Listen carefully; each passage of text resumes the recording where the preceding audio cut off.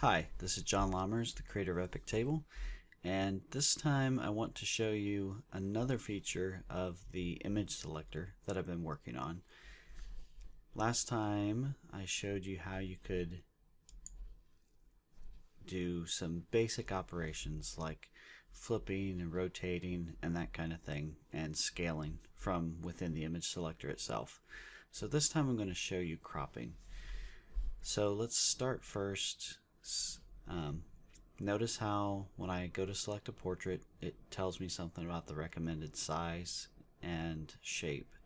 For portraits I use squares because they turn into pogs nicely in case you don't have a token for your character, and that's not enforced. You can use different dimensions if you want, but squares work out nicely, so that's the recommendation that EpicTable gives you. So let me pull up an image that's not a square. Notice that it prompts you to crop to 300 by 300. That's to bring it to a square shape, and 300 is a good size in that you can zoom in and get a nice looking image without a lot of pixelation, but you're not paying for a lot of resolution that you're not using. So let's go ahead and do this. It puts a 300 by 300 box on my screen, and I can drag this around.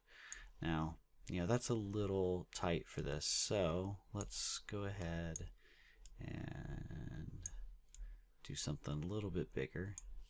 There we go. Notice I can, if I wanted, I could switch to rectangle. I can mess with the position here and mess with the size. So if I just wanted this to be 500 by 500 for some reason, I can do that.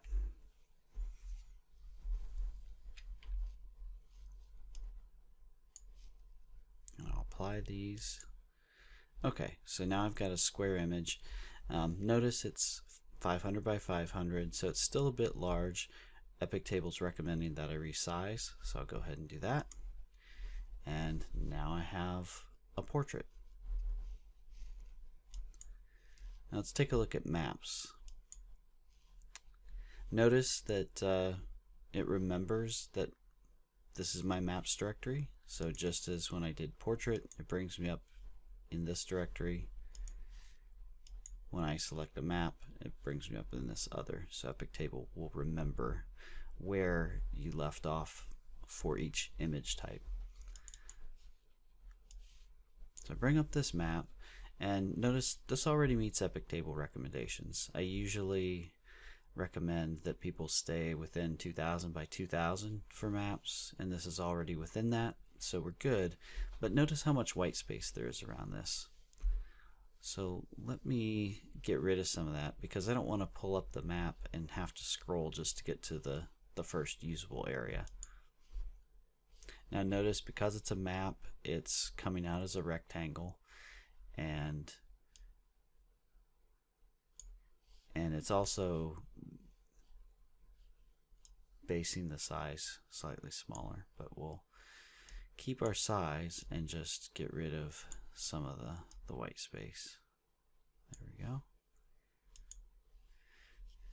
Alright, so there we've got a map that's more usable. We haven't had to pop open an image editor or anything, and it's all ready for us to go. And if I want my characters to start with the stairs in the upper left, I can just quick flip this, and we're all set, ready to play. That's all I wanted to show you today. I look forward to talking to you next time. Thanks.